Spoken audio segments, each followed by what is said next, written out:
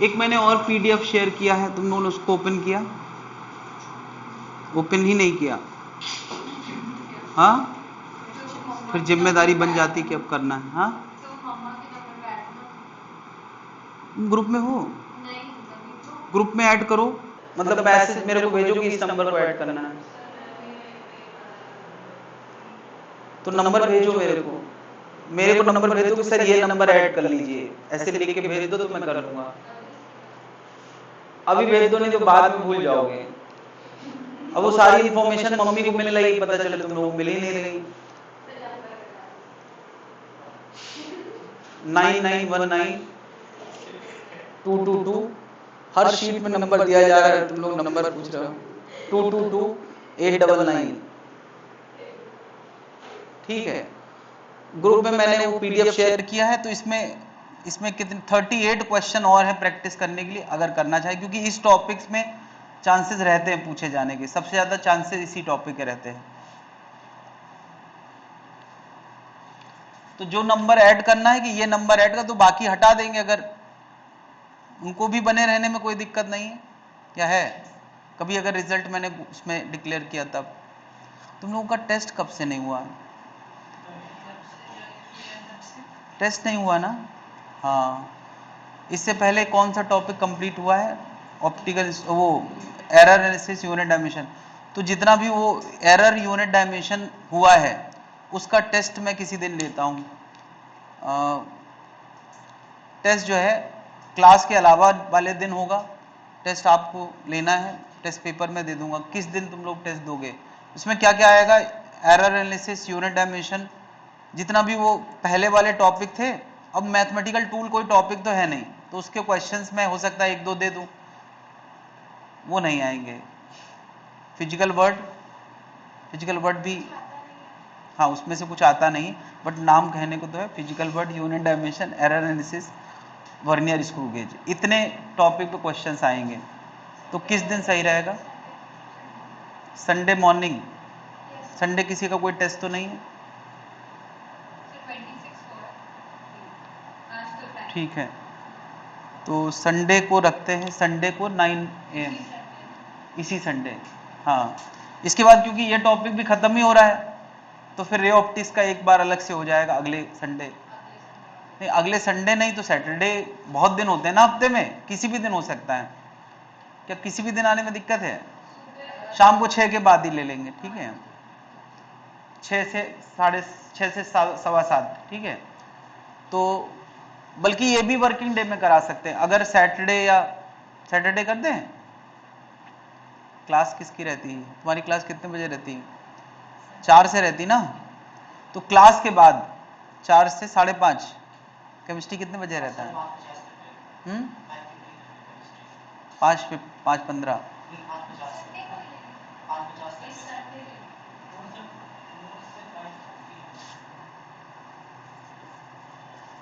ठीक है, Sunday 9 AM to 10:15, ठीक है। क्या क्या रहेगा? यूनिट एंड डायमेंशन, एरर और वर्नियर स्क्रू गेज।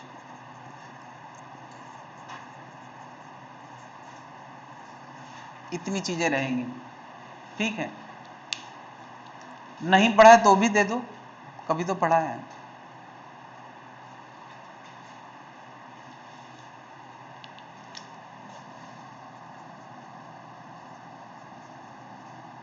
और अगर इनके लेक्चर्स चाहिए हो तो सारे लेक्चर्स रिकॉर्ड भी हुए हैं। तुम लोगों को सब बाद में याद रहता है। अभी मैंने पिछली बार पूछा था कि किसी को कोई दिक्कत तो नहीं इस टाइमिंग में, तब इन्होंने नहीं बताया। अब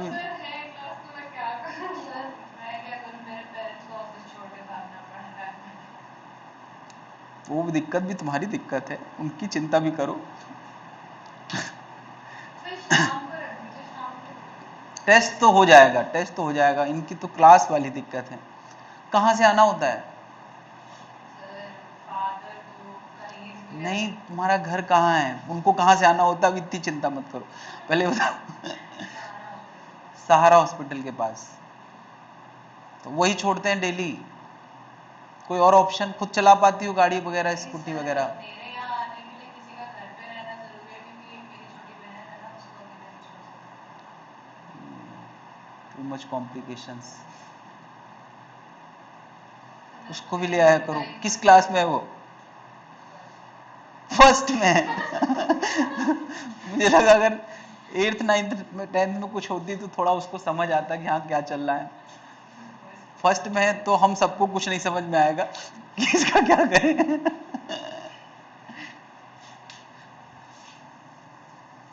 ठीक है, तो टेस्ट सैटरडे शाम को 6 बजे। ठीक है, ये सैटरडे 6 PM to 7:15। ठीक है, सैटरडे से पहले मुझसे टेस्ट ले लीजिएगा, मतलब प्रिंट करा के रखना है उसको। लो topic optical instrument. Optical instrument में हमें 3 चीजें पढ़ना है, ह्यूमन आई, इसके अलावा माइक्रोस्कोप, और तीसरी चीज क्या? टेलीस्कोप। ह्यूमन आई क्या है मुझे बताने की जरूरत नहीं है। माइक्रोस्कोप क्या है? कोई इंस्ट्रूमेंट जो स्मॉल ऑब्जेक्ट्स को देखने के लिए काम आएगा, स्मॉल ऑब्जेक्ट। और टेलीस्कोप क्या है? To observe a distant object. यानी अगर हमें दूर का कोई पहाड़ झरना देखना है, चांद तारे देखना है, मंगल ग्रह देखना है, तो हमें क्या यूज करना है? टेलीस्कोप। और अगर हमें बहुत छोटा ऑब्जेक्ट देखना है, कोरोना वायरस देखना है, या हमें कोई भी बहुत छोटी चीज देखना है, तो क्या जरूरत है? माइक्रोस्कोप। और उन सब को देखना है तो क्या चाहिए? ह्यूमन आई। अगर वही नहीं है तो फिर हम कोई भी इंस्ट्रूमेंट को यूज नहीं कर पाएंगे। ह्यूमन आई कि हमें बायोलॉजी पता नहीं पढ़ना होती है कि नहीं पढ़ना होती है, बायो में नहीं पढ़ना होती है, तो हम लोग यहाँ भी ह्यूमन आई की बायोलॉजी नहीं पढ़ेंगे, फिजिक्स पढ़ेंगे। ठीक है, क्या क्या होता है आंख में? इंसान की आंख में क्या क्या होता है? यस, तो ये कुछ नाम मैंने दिखाए हैं। अब ये परफेक्ट स्ट्रक्चर नहीं है, इसको हम लोग बोल रहे हैं आई लेंस। इसके अलावा ये सीलेरी मसल्स, यहाँ जो दूसरी वॉल है, एंड वॉल, उसका नाम हमने क्या रखा है? रेटिना। ठीक है, जनरली रेटिना से लेके आई लेंस की डिस्टेंस कितनी होती है? 2 सेंटीमीटर, है ना। जब भी कोई ऑब्जेक्ट हम देखते हैं तो आमतौर पे हम क्या करते हैं कि अपनी आंख को उस ऑब्जेक्ट की जो प्रिंसिपल एक्सिस होगी, यानी लेंस की जो प्रिंसिपल एक्सिस है, उस ऑब्जेक्ट को अपनी प्रिंसिपल एक्सिस पे लाते हैं। हम किसी भी वक्त एट अ टाइम एक ही चीज क्लियर देखते हैं, एक समय पे एक ही चीज क्लियर देखते हैं। लेकिन तुम कहोगे सर हमें तो सब कुछ पूरा कमरा दिख रहा है। अगर मैं तुमसे कहूंगी इस समय तुम्हें ये पूरा रूम दिख रहा है, लेकिन इस रूम में सबसे क्लियर क्या दिख रहा है, तो वो एक ही चीज होगी। हम लोग एट अ टाइम, मैं अगर इनको अभी देख रहा हूं तो ये क्लियर दिख रहे हैं, आसपास का माहौल हल्का हल्का महसूस हो रहा है, बाकी अगल बगल क्लियर नहीं दिखता है। क्लियर है? तो जब भी हमें किसी चीज को देखना होता है तो ह्यूमन आई की जो प्रिंसिपल एक्सिस है उस ऑब्जेक्ट को उस प्रिंसिपल एक्सिस में लाना होता है, फिर आंख को फोकस करना होता है, तब वो ऑब्जेक्ट क्लियर दिखाई देता है। बात क्लियर है? तो अब यार इमेज कैसे हमें दिखाई देता है उसके लिए कुछ स्टेप्स हैं। अच्छा, कुछ लिक्विड भरे होते हैं, आई लेंस और कॉर्निया, इसको मैंने बोला है कॉर्निया। कॉर्निया और आई लेंस के बीच में एक लिक्विड भरा होता है, उस लिक्विड का नाम है, बताओ यार क्या नाम होता है? एक एक्वस होता है, एक विट्रस होता है, कौन वाला है? सीलियरी मसल्स, रेटिना, ये इस बाउंड्री का नाम है कॉर्निया। इसके आगे कुछ और अरेंजमेंट्स रहते हैं, इसको क्या बोलते हैं, आइरिस। और ये बीच में जो जगह खाली है इसको क्या बोलते हैं, ये कुछ पैरामीटर्स हैं जो क्योंकि फिजिक्स से रिलेटेड है तो हमें जानना है। यहां कौन सा ह्यूमर होता है, एक्वस आई थिंक, और यहां, तो अब अगर मैं कहूं कि हमें चीजें कैसे दिखाई देती हैं, तो इसमें इन सब चीजों का कंबाइंड रोल है। हम किसी ऑब्जेक्ट को आंख की प्रिंसिपल एक्सिस पर रखते हैं और इस ऑब्जेक्ट से आने वाली रेज थ्रू द प्यूपिल यानी इस होल के जरिए आंख में एंटर करता है। प्यूपिल का साइज कम रहेगा या ज्यादा रहेगा ये कौन कंट्रोल करता है, आइरिस। यानी आइरिस ये डिसाइड करता है कि आंख के अंदर कितनी ज्यादा रेज जाने वाली है। आमतौर पे कि बहुत ज्यादा डे लाइट होती है तो आइरिस उस जगह को कम कर देता है, और जब अंधेरा रहता है तो आइरिस फैल जाता है। अब यहां से आने वाली रेज, जैसे इस ऑब्जेक्ट की इमेज बनाने में किसका रोल है, तो इसकी इमेज बनाने में इस कॉर्निया का रोल है, इसके अंदर भरे हुए लिक्विड का रोल है, और इस सॉफ्ट लेंस का रोल है। ये इसको मैं सॉफ्ट लेंस बोल रहा हूं।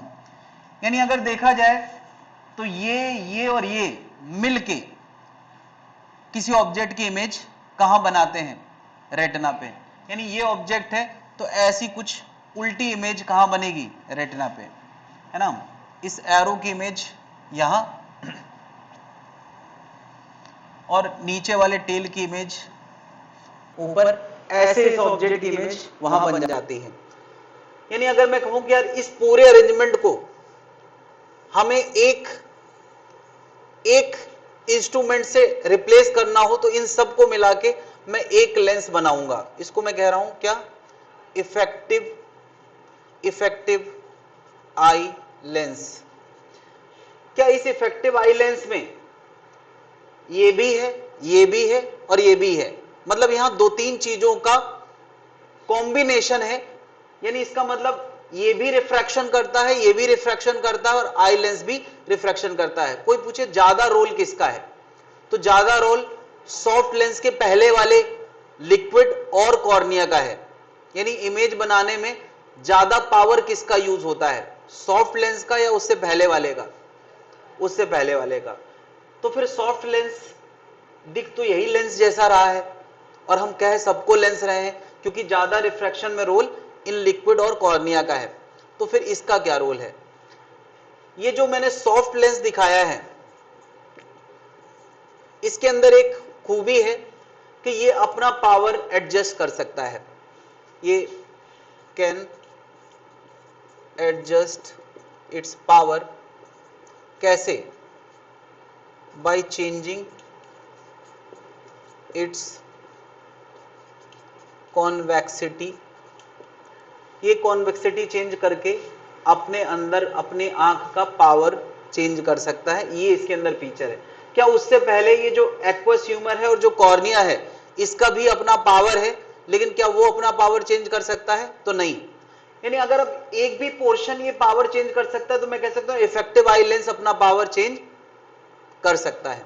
हम लोगों ने अब तक जितनी भी कहानी पढ़ी है तो वो फिक्स पावर के लेंस की कहानी पढ़ी है, लेकिन पहली बार हम बात कर रहे हैं कि एक ऐसा लेंस जो अपना पावर चेंज कर सकता है। और वैसे भी सोचो अगर पावर चेंज ना कर पाए किसी भी लेंस का यू वी और एफ रिलेशन क्या होता है। मान लिया ये इफेक्टिव फोकल लेंथ कुछ हमें पता है, तो क्या v के लिए u बल्कि u के लिए v क्या होगा। यार अगर मैं कहता हूं कि u बदल जाए v फिक्स है, अच्छा बताओ इस लेंस से रेटिना तक की डिस्टेंस कितनी होती है, 2 सेंटीमीटर। तो इसका मतलब यार v की वैल्यू 2 सेंटीमीटर ये फिक्स्ड है या वेरिएबल है, फिक्स्ड है ना। u हम किस ऑब्जेक्ट डिस्टेंस को देख पाते हैं, हम हर ऑब्जेक्ट डिस्टेंस को देख पाते हैं। हम इनको भी देख पाते हैं, उनको भी देख पाते हैं और चांद तारे भी देख पाते हैं। इसका मतलब u की एक वाइड रेंज है, हम बहुत करीब भी देख लेते हैं और बहुत दूर भी लेते। अब u बदल रहा है, v फिक्स है, तो कोई एक और चीज बदलना जरूरी है कि नहीं है, तो वो क्या है, फोकल लेंथ। और वो फोकल लेंथ किसके जरिए बदलती है, सॉफ्ट लेंस के जरिए। भाई मैं जब कह रहा हूं पावर बदलता है, इसका मतलब फोकल लेंथ बदलती होगी, है ना। मैं दो लेंस दिखा रहा हूं, एक ये और एक ये सीलियरी मसल्स ने आंख का ऐसा हाल किया है। सीलियरी मसल्स बिना यूज करे आंख ऐसी होती है, without using ciliary muscles, using ciliary muscles, और ये यूजिंग सीलियरी मसल्स, क्या अंतर नजर आ रहा है? हाँ, सीलियरी मसल्स जब नहीं यूज कर रहे हैं तो इसका रेडियस ऑफ कर्वेचर, और जब यूज कर रहे हैं तब उसका रेडियस ऑफ कर्वेचर देख के नहीं बता सकते किसका आर ज्यादा है।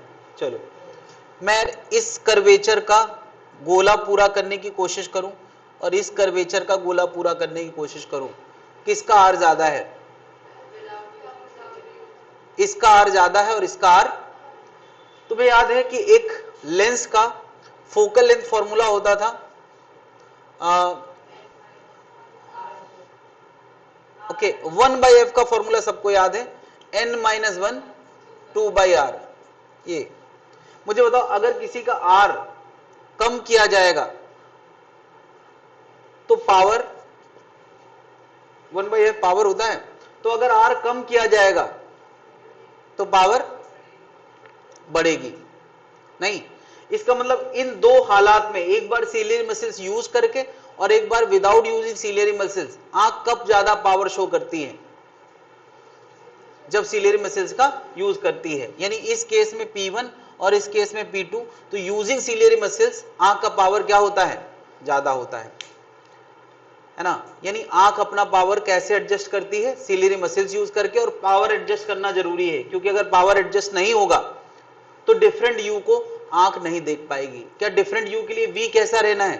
सेम रहना है, और V सेम है तो F को बदलना पड़ेगा। क्या इतनी बात सबको समझ में आ रही है? अब बात आती है कि यार आंख मैक्सिमम कितनी डिस्टेंस को देख पाती है और मिनिमम कितनी डिस्टेंस को देख पाती है?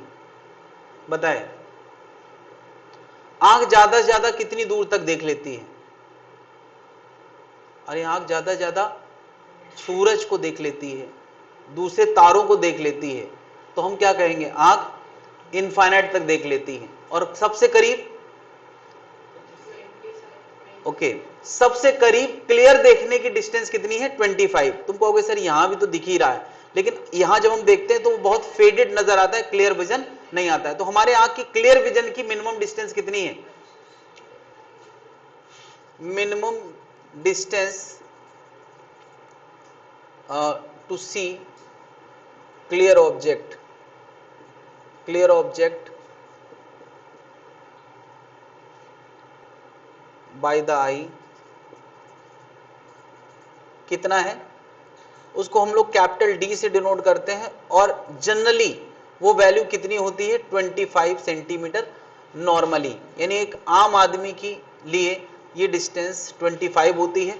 अक्सर पूछा जाता है बच्चे के लिए ये कितना होता है, तो बच्चे के लिए ये डिस्टेंस इससे भी कम होती है, यानी वो 20 सेंटीमीटर तक क्लियर देख लेता है। मतलब जनरली इतना रहता है, वरना इससे कम भी हो सकता है, ठीक है। और अगर कोई पूछे यार maximum distance a human can see, वो कितना है? हाँ, वो है इनफाइनाइट। अब मैं पूछूं तुमसे कि बताओ, आंख जब इनफाइनाइट देखती है तब ज्यादा पावर शो करती होगी, या 25 जब देखती है तब ज्यादा पावर शो करती है? हाँ, मैं ऐसे सोचो कि एक लेंस पैरेलल आने वाली रे को टर्न कर रहा है, और एक ऑब्जेक्ट यहीं पास में रखा है उसको टर्न कर रहा है ना। बताओ उसको कहां ज्यादा टर्न कराना पड़ेगा? पैरेलल रे को ज्यादा टर्न कराना पड़ता है कहीं पे इमेज बनाने के लिए, या ऐसे किसी ऑब्जेक्ट की रेस को ज्यादा टर्न कराना पड़ेगा वही इमेज बनाने के लिए? इसको ज्यादा टर्न कराना पड़ेगा, क्योंकि ये पहले से डाइवर्जिंग है, उसको कन्वर्ज करना है। तो आंख किस केस में ज्यादा पावर शो करती है? पास देखने के लिए। यानी सीलियरी मसल्स का सहारा कब लेना पड़ता है? पास देखने के लिए। दूर देखने के लिए सीलियरी मसल्स का सहारा लेने की जरूरत नहीं है। यानी आंख जब दूर देखती होगी तो आंख का नेचर ऐसा होता होगा और पास देखती होगी तो ऐसा होता होगा। क्या इतनी बात सबको समझ में आ रही है? इसको अभी हम मैथमेटिकल निकालेंगे। जरा एक बार ये विजुअलाइजेशन दिमाग में ले आए कि आंख जब देखती है तो कैसे देखती है। देखो यार, अभी ये सीलियरी मसल्स यूज, अभी ये चांद तारे देख रहा है। जैसे जैसे हम लोग और पास और पास और पास आ रहे हैं तो क्या हो रहा है, आंख स्ट्रेच हो रही है। किसका यूज हो रहा है? सीलियरी मसल्स का। उससे उसका आर क्या हो रहा है? कम हो रहा है। और अगर आर कम हो रहा है तो पावर बढ़ रहा है। यानी जैसे जैसे आंख पास और पास देखती है तो आंख का पावर बढ़ता रहता है। और अब पावर बढ़ाने की अपनी एक लिमिट है। ऐसा थोड़ी है कि सीलियर मसल जोर लगा दे और उसका जोड़ ही टूट जाए, आगे काम खत्म। तो वो लिमिट क्या है कि 25 जब देखते हैं तो सीलियर मसल जवाब दे जाती, भैया इससे पास हम नहीं दिखा पाएंगे। क्या बात समझ में आ गई? ये सॉफ्ट लेंस को स्ट्रेच करता है और बाकी काम, बाकी का पावर फिक्स रहता है। क्या इतनी बातें क्लियर हैं? जो भी पॉइंट्स मैंने बताए हैं, अगर कुछ अपने मन से लिखना है तो लिख सकते हैं, बाकी इतनी बातें नोट कर ले।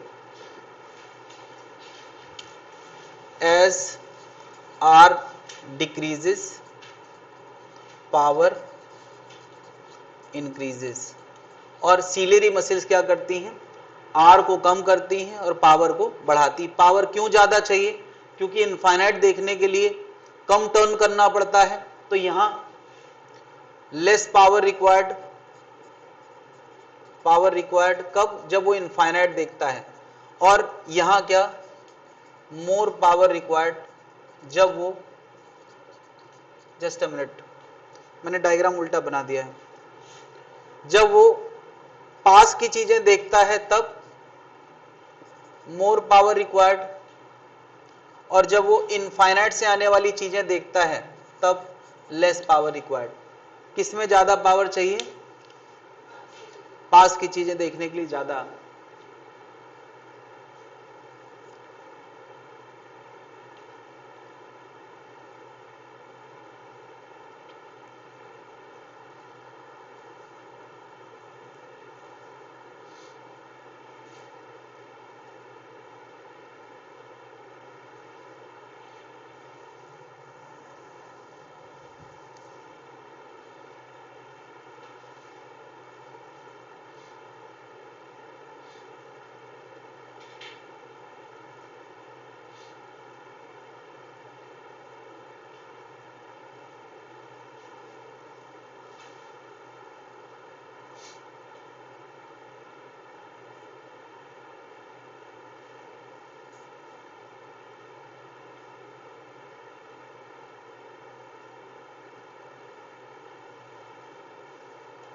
इतनी बात क्लियर है?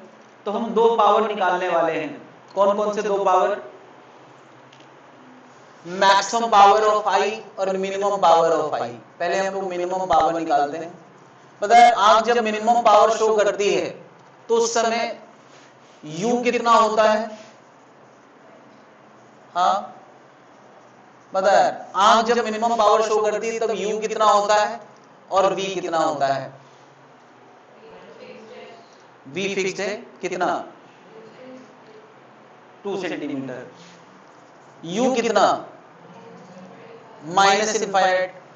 क्या हम लोग साइन कन्वेंशन के साथ यू क्या लिखेंगे? माइनस। यानी इनफाइनाइट से आने वाली रे की इमेज कहां बन रही है? रेटिना पे। यही तो होता है। वी कितना है? 2 सेंटीमीटर, यू इनफाइनाइट। तो बता सकते हैं फोकल लेंथ कितनी आ गई, तो पावर कितना आ गया, निकाल के रखे। मैक्सिमम पावर के केस में बता यार, इस केस में यू कितना? यू कितना? -25 और v कितना? 2 सेंटीमीटर। तो इन दो केसेस में क्या f निकाल पाएंगे, पावर निकाल पाएंगे?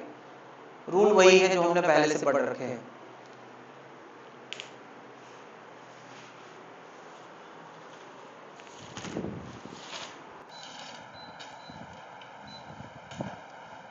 बात हुई?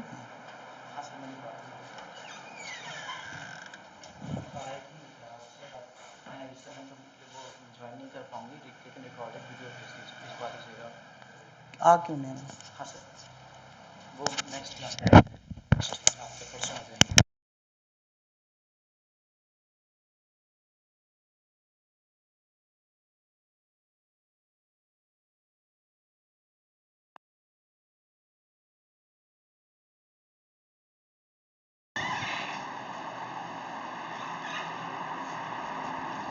हाँ भाई, दो केस में हमें पावर लाना है।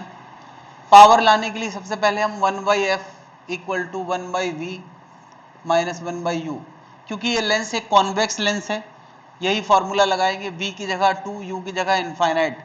अब यार इनफाइनाइट चाहे प्लस में रखो चाहे माइनस में रखो, ये टर्म क्या हो गया 0, तो f कितना आ गया 2। अच्छा ये तुम्हें ऐसे ही बता देना चाहिए था। बताओ f की डेफिनेशन क्या है? पैरेलल रे के लिए जहां इमेज बनती है उसी डिस्टेंस का नाम क्या होता है? f होता है। तो इसका मतलब इसका f कितना है 2 सेंटीमीटर। ये निकालने की भी जरूरत नहीं थी, और f आ गया है तो पावर कितना 100/f यानी 100/2 यानी कितना आ गया 50 डायोप्टर। ये आंख का मिनिमम पावर है, ये आंख का मिनिमम पावर है 50 डायोप्टर। यानी ये कब है? जब हम क्या देखते हैं? दूर का देखते हैं। किसको देखते हैं? दूर का, चांद तारे देखते हैं, आसमान देखते हैं, तब जाके ये पावर शो होता है। मैक्सिमम पावर निकालना है तो फिर से फॉर्मूला लगाते हैं 1/f equal to 1/v minus 1/u। निकाल के देखें जरा कितना आ रहा है। v2 है, u -25 है। ये याद आएगा तो आगे की कहानी बड़े आराम से लिंक करी जा सकती है। 50 एलसीएम आएगा, यहाँ 25 आएगा, यहाँ 2 आएगा, तो यार 1/f का आंसर आ रहा है 27/50। हमें यार पावर लाना है, मतलब क्या लाना है 100 इंटू 1/f ना, 100 इंटू 1/f, तो 100 इंटू 27/50 दैट इज व्हाट, हाँ 54 डायोप्टर। तो ज्यादा से ज्यादा पावर 50 हो, कम से कम 50 हो सकता है, और ज्यादा से ज्यादा क्या हम कह सकते हैं दिस इज पी मैक्स और दिस इज पी मिन। अब हम आंख के पावर के बारे में ये जान गए हैं, ये भी एक रिजल्ट है जो हम याद रख सकते हैं। Human I has maximum power 54 dioptre and minimum 50 dioptre. ये आम तौर पे एक नॉर्मल ह्यूमन, आम आदमी का इतना पावर रेंज होता है, और ये पावर रेंज तुमने खुद निकाली है, कोई मुश्किल काम नहीं है, भूल जाएं तो तुरंत रिकवर कर सकते हैं। एक में वो इनफाइनाइट की इमेज बनाता है रेटिना पे, और एक में वो 25 की इमेज बनाता है रेटिना पे। फिर आंख का पावर 50 से लेके 54 डायोप्टर तक कुछ भी हो सकता है। कोई पूछे 49 डायोप्टर हो सकता है क्या, तो नहीं हो सकता है। 51 हो सकता है क्या, हो सकता है। इस रेंज में कुछ भी हो सकता है। अरे भाई हमेशा वो 25 और इनफाइनाइट के बीच में ही तो देखेगा, है ना। तो 51 हो सकता है, 52 हो सकता है, 52.5 हो सकता है, 54 हो सकता है, 56 हो सकता है क्या, नहीं हो सकता। क्यों? क्योंकि उससे पास वो नहीं देख सकता। तो ये ह्यूमन के पावर रेंज है। ऊपर वाले ने हमें पास देखने के लिए बनाया है या दूर का देखने के लिए, इनके इस डेटा से हमें क्या समझ में आता है? ऊपर वाले ने हमें दूर का देखने के लिए बनाया है या पास के लिए? देखो जरा ऊपर वाला क्या इशारा कर रहा है।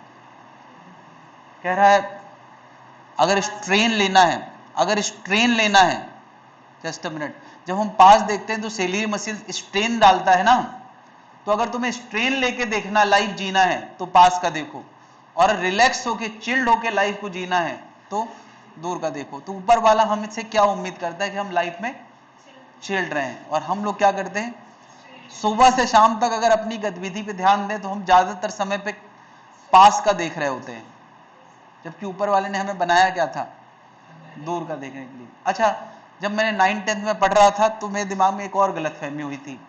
लोगों ने बताया कि स्पष्ट देखने की नियरेस्ट डिस्टेंस 25 है, तो मैं नियरेस्ट पे गौर नहीं किया।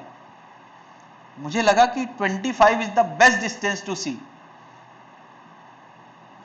क्या ये 25 is the best distance to see है, या वो सबसे स्ट्रेन्ड डिस्टेंस है? सबसे स्ट्रेन्ड डिस्टेंस है, हाँ उसमें क्लियर नजर आता है। तो अब सुई में धागा डालना है तो 25 सेंटीमीटर पे थोड़ी देर डालो, उसके बाद फिर चिल हो जाओ, लेकिन 25 पे ही देखते रहना हमारे लिए सही नहीं है। तो ये गलतफहमी जिनको हो जाती है 9th-10th में, वो अपनी आंख खराब कर बैठते हैं। किसी को हुई तो नहीं? नहीं, मैं गलतफहमी हुई थी बट मैंने ऐसा नहीं किया। आमतौर पे मैं 35 पे रख के, 35 तुम लोग भी 35-40 पे ही देखते हो, है ना। तो अगर हम ये गलती करें कि हमेशा अपनी आंख को स्ट्रेन्ड रखें तो पता है आंख में क्या होगा? हाँ, अरे आंख उस स्ट्रेन को लेने के लिए सक्षम हो जाएंगी नहीं, और आंख फिर वो 25 से अंदर भी देख लेंगी, यानी उस केस में आंख का पावर बढ़ जाए। ऑब्वियसली हम आंख शरीर के जिस पार्ट का जितना ज्यादा यूज करते हैं वो उतना ज्यादा डेवलप हो जाता है, तो उस केस में क्या पावर बढ़ जाएगा आंख का। पता उस चक्कर में क्या दिक्कत आती है कि हम दूर का क्लियर नहीं देख पाते दूर का क्लियर नहीं देख पाते हैं। तो आंख में क्या समस्या आ गई कि हम पास का तो बहुत बढ़िया देखने लगे, क्यों? तो दूर का नहीं देख पाते हैं। तो इसका मतलब जितने भी स्टूडेंट को चश्मा लगता है आमतौर पे क्या हो लगता है कि वो पास का क्लियर देख लेते हैं, क्यों? वो पास ही का देख रहे हैं तो पास का क्लियर देखेंगे ही, दूर का कभी देखते नहीं है। तो हमको क्या चाहिए कि छत पे जाए, कभी थोड़ा बहुत चांद तारे भी देखें दिन में, सॉरी रात में क्यों? सूरज दिन में नहीं देख सकते? दिन में भी तो सूरज ही से तारा ना।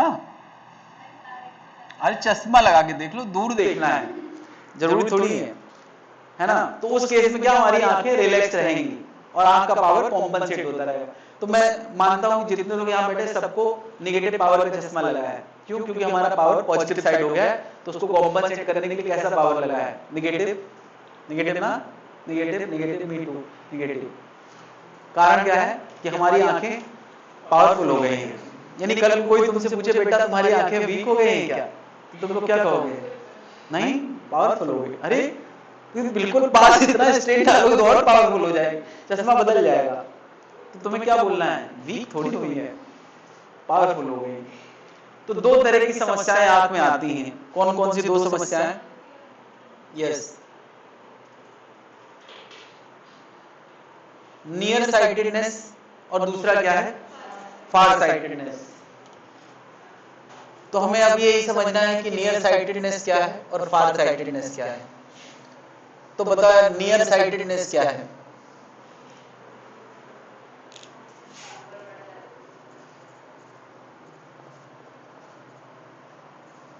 नाम से लगता है नियर साइटेडनेस, हाँ, इस आंख का नाम होगा मायोपिक आई, यही है स्पेलिंग, सॉरी। तो इस तरह की आंख में क्या दिक्कत आ जाती है? तो पहली बात तो मैंने क्या बताई? Power is increased. तो ठीक है, आंख का पावर बढ़ गया तो not able to see far object clearly more than a certain distance।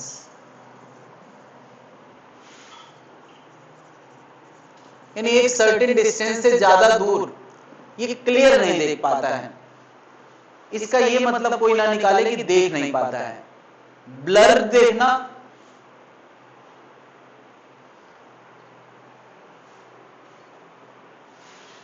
ये टच स्क्रीन थोड़ी है यार।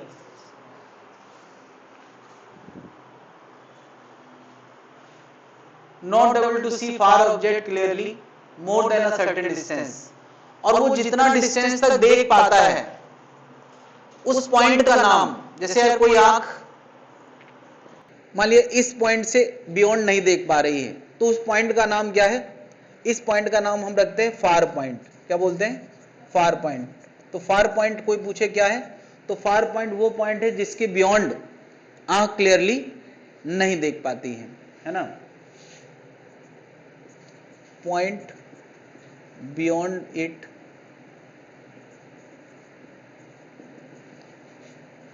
आई इज नॉट एबल टू सी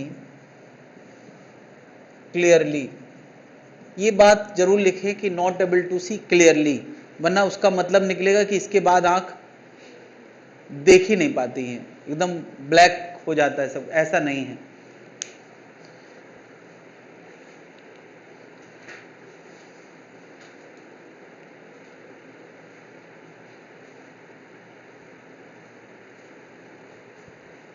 वरना हर कोई हमारी आंख की डिस्टेंस पता कर लेगा और उसके आगे जाके अपना जो मनाया करेगा, हमको दिखाई नहीं देगा।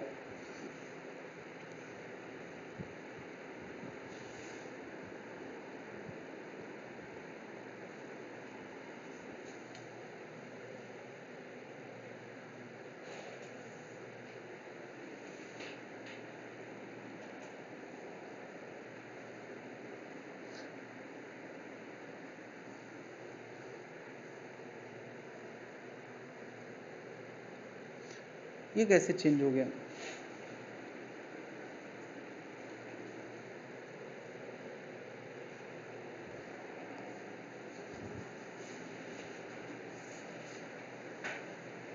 इसको टच किया था क्या आपने उधर से? तो भी यार इसका नाम नियर साइटेडनेस क्यों है, कभी सोचा है? हाँ, उसका जवाब लोग ये बताते हैं सर नियर साइटेड मतलब पास का देख लेता है। तो कोई अब किसी समस्या को बताता है तो ये थोड़ी बताता है कि ये कर लेता है, जो नहीं कर पाता है वो बताता है। कभी किसी ने सोचा नियर साइटेड नाम क्यों है? अब ये लॉजिक सब लोग देंगे कि सर वो नियर साइटेड है मतलब पास देख लेता है। हाँ ठीक है, इससे भी हम लोग कन्विंस हो सकते हैं, बट एक्चुअल लॉजिक ये है कि आंख का पावर बढ़ गया है तो ये क्या करेगा, इनफाइनाइट से आने वाली रेज को रेटिना में ना कन्वर्ज करके रेटिना के पहले कन्वर्ज यानी लेंस के पास इकट्ठा कर देगा। यानी जो इमेज हम उम्मीद करते हैं रेटिना पे बने वो रेटिना के बजाय और नियर बन जाता है, near to the eye lens. तो ये कैसा हो गया, नियर साइटेडनेस, है ना। और लॉजिक क्या है, पावर बढ़ गया है। पावर बढ़ गया है तो जो रेस इनफाइनाइट से आ रही हैं, इनफाइनाइट से आ रही हैं, आंख उनको कहां इकट्ठा कर देगा, है ना, closer than the retina, closer than the retina rays को इकट्ठा करेगा। तो अब यार क्या आंख के पास कोई ऐसा समाधान है जिससे इनफाइनाइट से आने वाली रेस को वो रेटिना पहुंचा दे? आंख के पास सिलेरी मसल्स हैं जो आंख का पावर बढ़ा सकती हैं, क्या वो घटा भी सकती हैं क्या? मैं बता दूं, नेचुरल पावर आंख का विदाउट यूजिंग सिलेरी मसल्स होता है इनफाइनाइट देखने वाला, वो नेचुरल पावर है, दैट इज 50 डायोप्टर। हमने दो पावर निकाले थे 50 और 54, तो 50 उसका नेचुरल है, यानी तुम कोई कोशिश ना करो तो तुम्हें आसमान दिखाई देगा, चांद तारे दिखाई देंगे। लेकिन जब हम पास देखते हैं तो एक्चुअली आपको कोशिश करना पड़ती है, यानी सिलेरी मसल्स जब भी हम पढ़ते हैं, लिखते हैं या आसपास की कोई भी चीज देखते हैं तो उस समय सिलेरी मसल्स अपना काम कर रही होती है डायरेक्टली इनडायरेक्टली। जब हम किसी चीज को गौर करते हैं, कहते हैं गौर करो, तो गौर करते समय अपने आप इंस्ट्रक्शन मिल जाता है, सिलेरी मसल्स एक्टिव हो जाती है। अगर हम किसी चीज को गौर ना करें, ऐसा नहीं होता, हम कई बार ख्यालों में बैठे होते हैं, सब कुछ सामने होता मगर दिखता नहीं, इसका क्या मतलब है? इसका मतलब है कि हम सिलेरी मसल्स को इंस्ट्रक्शन नहीं दे रहे हैं, है ना। उस समय ऐसा नहीं ब्रेन ब्लॉक हो गया है, उस समय हमने सिलेरी मसल्स को इंस्ट्रक्शन नहीं दिया है, तो अपना रिलैक्स होकर इनफाइनाइट देख रही है, नॉर्मल पास वाली चीजें के लिए वो ट्यून्ड ही नहीं है। अब कमरा मान लिया, कमरे की दीवार है तो अभी इनफाइनाइट तो दिखेगा नहीं उसको, दीवार भी ढंग से नहीं दिखेगी, क्योंकि हमारा आंख जो ट्यून्ड है वो इनफाइनाइट देखने के लिए ट्यून्ड है। यानी आंख जब रिलैक्स्ड होती है तो कहां देखने के लिए ट्यून्ड होती है, इनफाइनाइट देखने के लिए ट्यून्ड होती है। क्या ये बात समझ में आ रही? तो क्या बताओ, सिलेरी मसल्स यूज करके ये पावर बढ़ा तो सकता है, घटा नहीं सकता है, जबकि इसको जरूरत क्या है, कम करने की। तो कुल मिला के ये इनफाइनाइट नहीं देख पाएगा, कुछ भी करके ये इनफाइनाइट नहीं देख पाएगा। अब इसको क्या चाहिए कि आंख के पावर को कॉम्पनसेट करने वाला एक चश्मा चाहिए। तो हम लोग जो चश्मा लगाएंगे वो कैसा लगाएंगे, जो आंख के पावर को कॉम्पनसेट कर सके, यानी क्या कर सके, तो a lens of negative power required। यानी अगर कोई तुमसे कहे कि ये कन्वर्जिंग नेचर का लेंस इसको चाहिए टू सी फार ऑब्जेक्ट,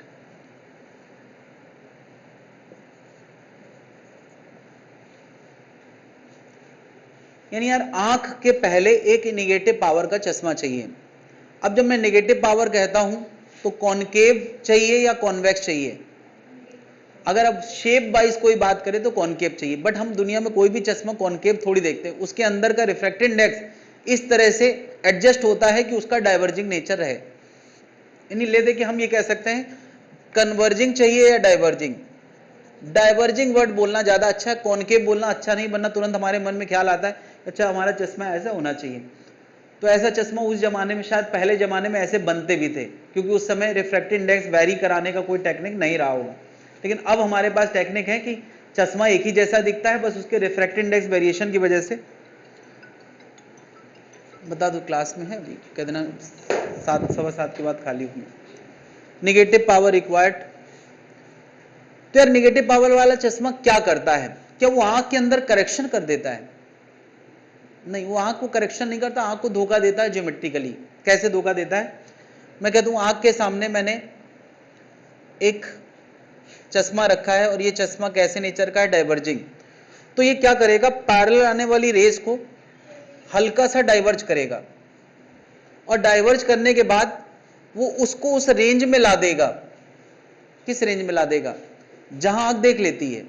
मतलब आंख को गुमराह किया जाता है, चश्मा लगा के आंख को गुमराह, यानी ज्योमेट्रिकली जो ऑब्जेक्ट इनफाइनाइट पे है उसको वॉचिंग रेंज पे ला देता है। तो तुम कहोगे सर लगता तो नहीं है ऐसा कि वॉचिंग रेंज में आ गया है। देखो ऐसा है ना कि जितनी लाइट आ रही है उसकी क्राउड वो वही है जो सीधे आंख से देखने पे नजर आती। तो क्योंकि क्राउड में कोई फर्क नहीं पड़ा है तो हमें ऐसा लगता नहीं कि वो पास आ गया है, लेकिन उसकी एक्चुअली टर्निंग इन्वॉल्व हुई है। तो क्या बताओ, इनफाइनाइट वाले को अगर वो फार पॉइंट पे इमेज बना दे, किसकी? इनफाइनाइट वाले की फार पॉइंट। क्या तुम्हें याद है कॉनकेव लेंस इनफाइनाइट की इमेज अपने फोकस पे बनाता है, यानी ये कॉनकेव जैसा बिहेवियर है, डाइवर्जिंग बिहेवियर है, और इनफाइनाइट की इमेज उसने कहां बना दी है? फार पॉइंट। यानी फार पॉइंट इसका क्या बन गया है? फोकस बन गया है। अच्छा बताओ, इनफाइनाइट की इमेज फोकस पे बनी है तो और पास वाले की और पास बनेगी, और पास वाले की और पास बनेगी। तुम्हें पता है ना कि सारी इमेज पोल और फोकस के, यानी इनफाइनाइट को फोकस पे बनाना इसकी जिम्मेदारी है, तो बाकी तो सब दिखना अपने आप शुरू हो जाएगा, क्योंकि सब कुछ उसकी वॉचिंग रेंज में आ जाएगा। यानी इसकी कंडीशन, बाउंड्री कंडीशन क्या बनी? इस लेंस की जिम्मेदारी तुम्हें क्या समझ में आई? इस लेंस की जिम्मेदारी है U बराबर, है ना यार, वर्किंग ऑफ लेंस क्या है? वर्किंग ऑफ आई ग्लास क्या है? वर्किंग ऑफ आई ग्लास यह है कि U equal to minus infinite के लिए वो इमेज कहां बनाता है? Image form at far point. यानी यार उसका V कहां होता है? V एट फार पॉइंट होता है। यानी जितना उसका फार पॉइंट का डिस्टेंस होगा इमेज वही बना देता है। क्या ये बात समझ में आ गई? तो मान लिया फॉर एग्जांपल हम मन में ख्याल लाएं कि लेटेस्ट से कि वो फार पॉइंट 400 सेंटीमीटर है। लेटेस्ट से उसका फार पॉइंट क्या है? 400 सेंटीमीटर। तो क्या है उसका पावर ही हो गया 400 सेंटीमीटर, लेकिन क्योंकि वो पावर लेफ्ट है तो नेगेटिव होगा। चलो हम लोग एक बार 1/f वाला फॉर्मूला लगा देते हैं।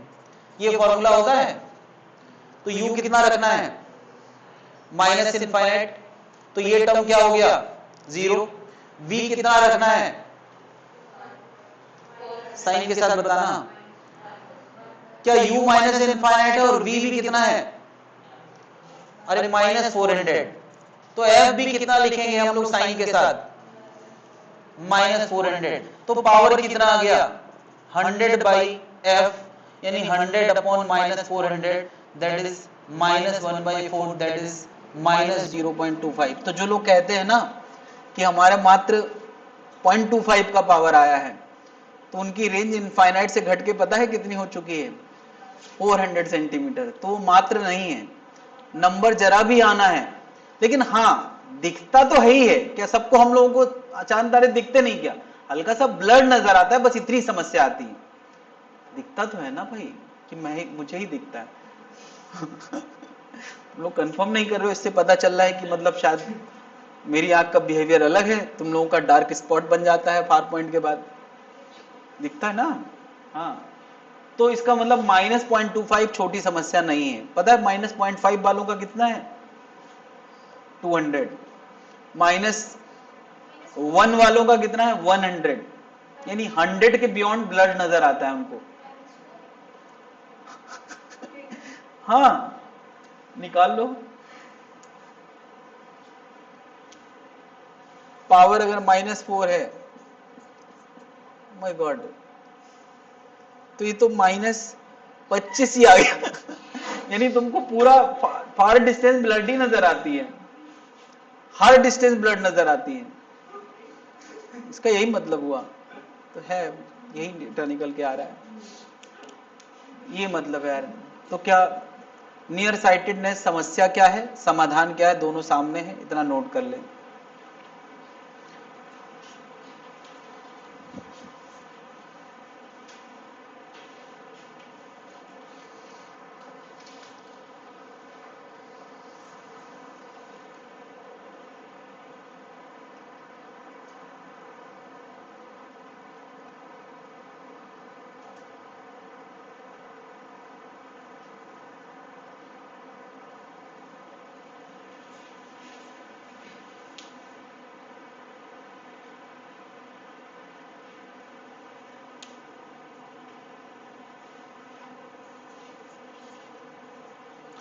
Not able to see far object clearly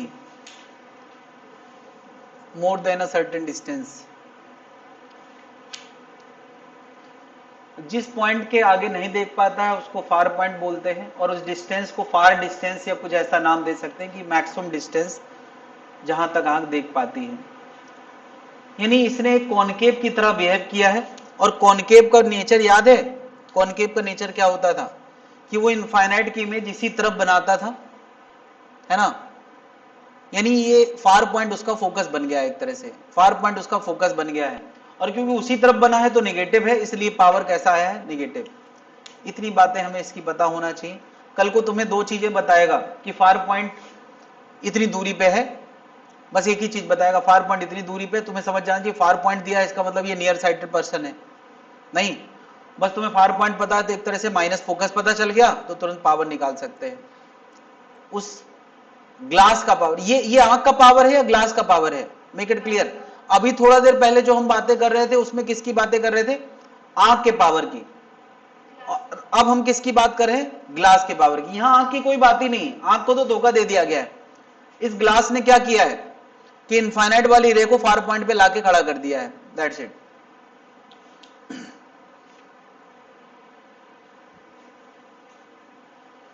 सारे एक्सपेरिमेंट कर लो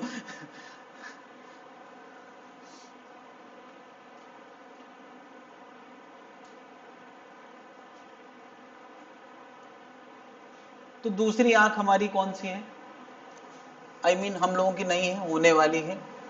एक एज के बाद ऐसा माना जाता है कि आमतौर पे ज्यादातर इंसान का एक एज के बाद ये समस्या आती है, जिसको हम बोलते हैं क्या, फार साइटेडनेस।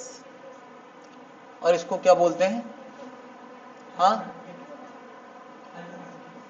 हाइपरमेट्रोपिया, हाइपरमेट्रोपिक आई, हाइपरमेट्रोपिक आई। इसमें आंख का पावर क्या हो जाता है, डिक्रीज हो जाता है। यानी आंख की अब समस्या क्या है, उम्र हो गई है, पावर कम हो गया है। आमतौर पे ऐसी समस्या एक एज के बाद आती है या बचपन से आती है। कुछ लोगों को ऐसी समस्या बचपन से ही होती है, मतलब ये नहीं होगा देखने को कि बीच में आई आंख में पावर आया और वो पॉजिटिव आ गया। लाइफ के बीच में जब भी पावर आता है तो वो कैसा आता है, नेगेटिव आता है। मतलब किसी से भी बात करोगे, या तो बचपन से पॉजिटिव वाला चश्मा लग रहा होगा, वो बचपन वाली दिक्कत है, या फिर एक एज के बाद लगता है पॉजिटिव वाला। तो पावर आंख का क्या कर गया है, डिक्रीज कर गया है। तो मुझे बताएं पावर डिक्रीज करने का कॉन्सिक्वेंस क्या होगा, कि जो इनफाइनाइट से आने वाली रेज हैं, अभी पावर अगर नेचुरल रहता तो क्या करता, ये रेज कहां बनती, रेटिना पे। अब ये कहां बनेंगी, रेटिना के बियॉन्ड बनेंगी। तो फार साइटेड का एक और मतलब है, फार साइटेड का ये मतलब तुम लोग निकालते रहे हो, ये ठीक है। फार साइटेड मतलब फार देख लेता है। अभी कोई समस्या है तो ये क्यों बताएगा कि फार देख लेता है। किसी डॉक्टर के पास तुम जाओ और कहो कि मुझे पास देखने की समस्या है, आई मीन पास देखने की समस्या है, तो ये बोलोगे हमें पास देखने की समस्या है, ये थोड़ी बोलोगे हम दूर देख लेते हैं डॉक्टर साहब। तो कहेगा वेल वेरी गुड, आप दूर देख लेते हैं, अच्छी बात है। तो समस्या क्या है, तो बताना पड़ेगा कि नहीं। तो फार साइटेड का मतलब ये निकाला जा सकता है कि हाँ ये दूर देख लेता है, लेकिन सही माने में इसका मतलब यह है कि इसके आंख लेंस ने जहां इमेज बनना चाहिए उससे भी दूर बनाई है, फार बनाई है, इस वजह से भी इसका नाम फार साइटेडनेस है। जैसे समझना हो समझ लें, दो लॉजिक है यार फार साइटेड। और ये क्यों हुआ है, क्योंकि पावर डिक्रीज कर गया है। अच्छा बता, पावर डिक्रीज कर गया इसका मतलब फोकल लेंथ इंक्रीज कर गया है। भाई पावर और एफ कैसे रिलेटेड है, P इक्वल टू 1/f होता है, तो अगर P बढ़ा है तो F, P घटा है तो F बढ़ गया है। यानी जो इमेज यहां बनना चाहिए पैरेलल रे के लिए, वो कहां बनने लगी है, और पीछे बनने लगी है। तो यार सोचो, क्या अब ये इनफाइनाइट देख पाएगा? मेरा क्वेश्चन है, क्या अब ये इनफाइनाइट देख पाएगा? क्या ये इनफाइनाइट देख पाएगा? ये इनफाइनाइट जब देखेगा तो इसको अपनी आंख का पावर बढ़ाना पड़ेगा, ऐसे नहीं देख पाएगा। यानी ये रिलैक्स होके इनफाइनाइट, आम आदमी रिलैक्स होके इनफाइनाइट देख लेता है, नेचुरल तरीके से इनफाइनाइट देख लेता है, मगर इस इंसान को इनफाइनाइट देखने के लिए भी पावर बढ़ाना पड़ेगा। तो कौन बढ़ाएगा? Ciliary muscles. यानी ये इनफाइनाइट देखने के लिए भी सीलियरी मसल्स यूज करेगा। तो जो आदमी इनफाइनाइट देखने के लिए सीलियरी मसल्स यूज कर रहा है, तो पास देखने के लिए उसको और पावर बढ़ाना पड़ेगा, और पास के लिए और, तो आंख जल्दी ही जवाब दे जाए भैया इससे पास ना हो पाएगा। तो इसकी समस्या क्या आ जाएगी कि वो पास पे जवाब दे जाएगा। यानी ये इनफाइनाइट देख सकता है, ये पक्की बात है। इसकी समस्या क्या है कि जैसे इनफाइनाइट की रेस को कहां बना रहा है, दूर बना रहा है, फोकस ज्यादा है, पावर कम है, तो ये क्या करेगा, जोर लगाएगा। तुमने देखा यार, बूढ़े लोग अगर कभी दूर का देखते तो ऐसे माथा सिकोड़ के देखते हैं, यूं, अच्छा तुम हो ये। तो इसका मतलब ये जब गौर करेगा, यानी इस लेंस को स्ट्रेन करेगा, तब वो ये काले रंग की रेस थी तो दिख नहीं रही, वो यहां पे इमेज बना देगा, ठीक है। लेकिन क्या उसके लिए उसने लेंस को स्ट्रेन डाला है, यानी with little strain it can see far object. मैं कह सकता हूं with little strain by ciliary muscles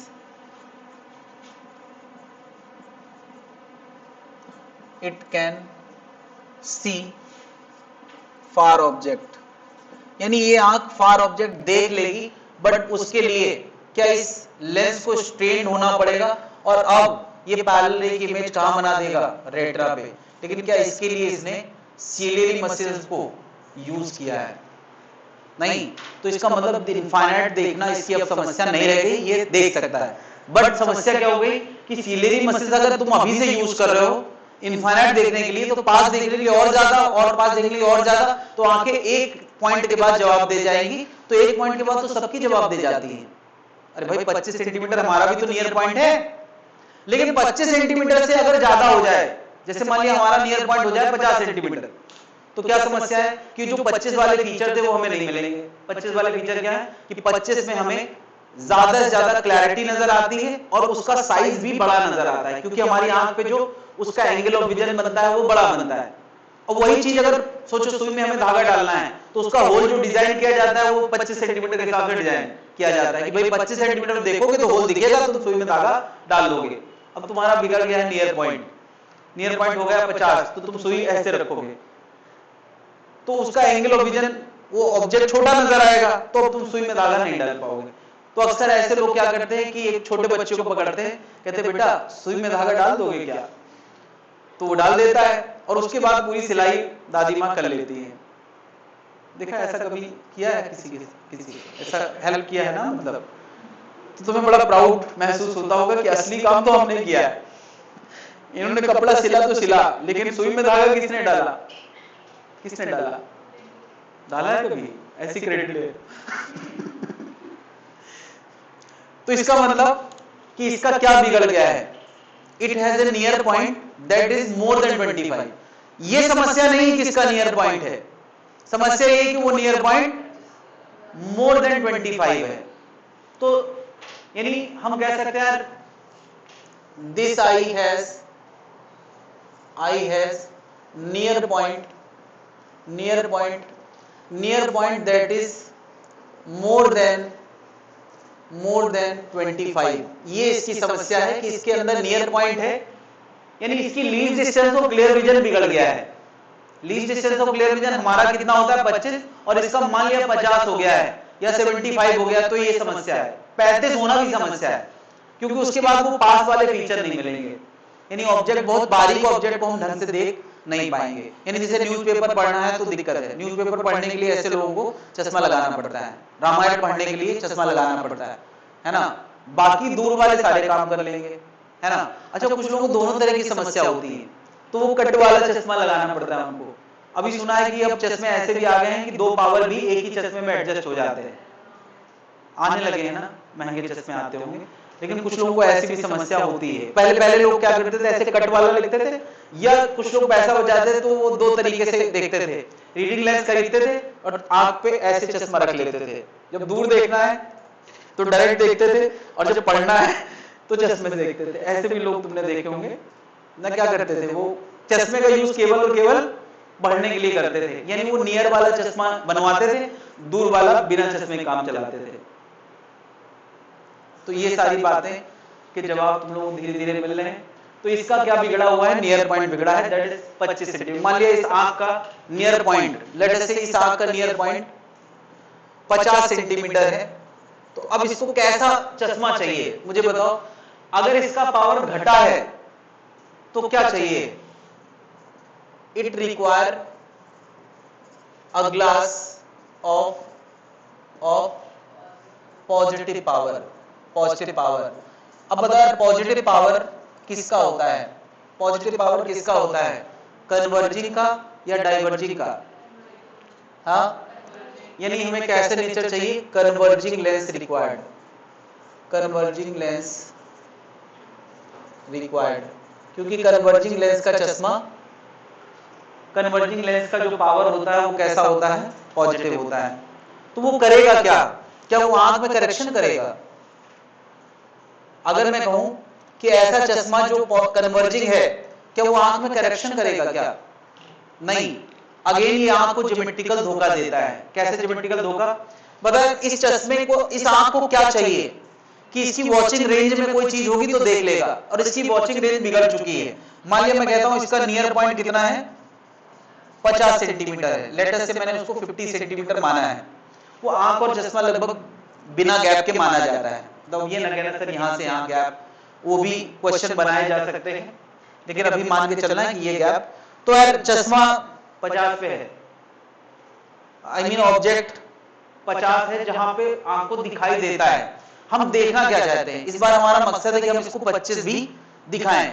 हम चाहते हैं ये सुई में धागा डाल पाए, और सुई में धागा डालने के लिए 25 हमें दिखाना पड़ेगा, 25।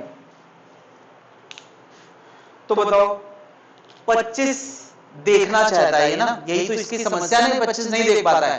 तो रे कहां से चलेंगी, 25 से, और ये चश्मा क्या करेगा, इनको हल्का सा अंदर टर्न कर देगा, और अंदर टर्न करेगा तो इसका कटिंग पॉइंट कहां खिसक जाएगा, इसका कटिंग पॉइंट खिसक जाएगा पीछे, और कहां आ गया वो उसकी वॉचिंग रेंज में आ गया। अगर ये 25 को 50 ले गया है तो 26 को और दूर ले जाएगा। तुम्हें याद है ना, जब हम लोग ऐसा लेंस पढ़ते हैं कन्वर्जिंग, तो किसी मैं कह सकता हूं जैसे जैसे ऑब्जेक्ट पास आता है तो इमेज भी, वर्चुअल इमेज की बात चल रही है, क्या ये इमेज रियल है या वर्चुअल है, जस्ट अ मिनट, ये इमेज बनी है, ये ऑब्जेक्ट है और ये क्या है, इमेज है, तो ये रियल है या वर्चुअल। कॉन्वेक्स लेंस में वर्चुअल इमेज बनती है कि नहीं बनती, ऑब्जेक्ट अगर पोल और फोकस के बीच में होता है तो इमेज वर्चुअल बनती है, नहीं। और जैसे जैसे ऑब्जेक्ट पास आता है इमेज भी पास होता है, ऑब्जेक्ट दूर जाता है तो इमेज भी, ये पुरानी बातें पहले तो रिकॉल करें, जैसे जैसे ऑब्जेक्ट दूर जाएगा तो वैसे वैसे इमेज भी दूर जाएगी, याद है। तो मतलब 25 की इमेज अगर नियर पॉइंट पे बनी है तो 26 की और दूर बनेगी, 27 की और दूर, तो वहां तो आंख देख लेती है ना, इसका नियर पॉइंट बिगड़ा है ना। तो नियर पॉइंट संभालने की जिम्मेदारी, आंख की जिम्मेदारी क्या है, अब हम चश्मे की जिम्मेदारी तय करते हैं। चश्मे की जिम्मेदारी क्या है कि वो 25 दिखाए? नहीं। तो यार ग्लास के लिए क्या जिम्मेदारी है कि वो u इक्वल टू समथिंग की इमेज कहां बना देगा? हाँ, u कितना? u कितना? 25 और v एट नियर पॉइंट। क्या बात समझ में आ गई है? u 25 के लिए v कहां होगा? नियर पॉइंट पे। बस इतना लग, जैसे पिछली बार मैंने क्या कहा था, इनफाइनाइट देखना है तो u infinite v far point पे। इस बार मैं कह रहा हूं u 25 v नियर पॉइंट। ये बात अगर याद रखेगा तो आंसर हम कभी भी निकाल सकते हैं। क्या अब u पता v पता तो चश्मे का हम f ला सकते हैं, पावर ला सकते हैं। क्या इस एग्जाम्पल के लिए पावर ला के देखेंगे क्या आ रहा है? इस एग्जाम्पल के लिए देखें जरा पावर कितना आ रहा है। मैंने 50 माना है तो v माइनस 50 लिख दे, इसी तरफ तो है। देखो जरा 1/f कितना आएगा? 1/v माइनस 1/u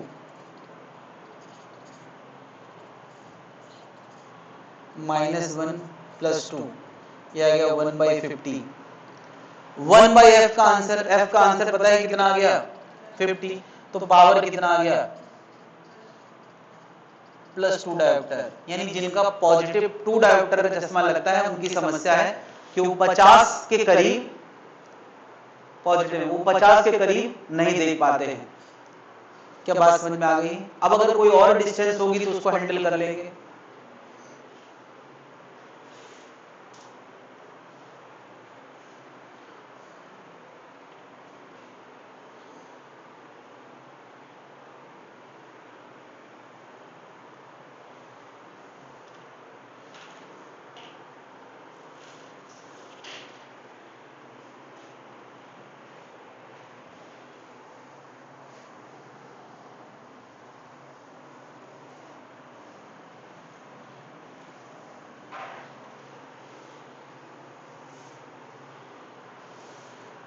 नोट कर लिया है?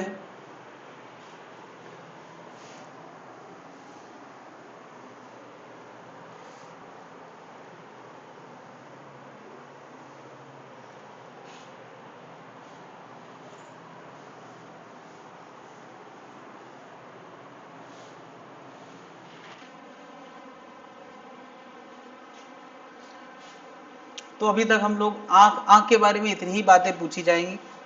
या तो आंख की डायरेक्ट बात करेंगे तो हमने कहा आंख का मैक्सिमम पावर 54 है, मिनिमम पावर 50 डायोप्टर है। कैसे हैंडल करते हैं वो सारी बातें हैं। दूसरी बात, आंख को अगर कोई समस्या है तो या तो मायोपिक है या तो हाइपरमेट्रोपिक है। मायोपिक में निगेटिव पावर, हाइपरमेट्रोपिक में पॉजिटिव पावर की जरूरत पड़ती है। तो अभी क्या पूछा जा सकता है, उनके पावर या इनके पावर, इन्हीं पे क्वेश्चन ज्यादा पूछे जाएंगे। कर लेंगे, आगे बढ़ सकते हैं।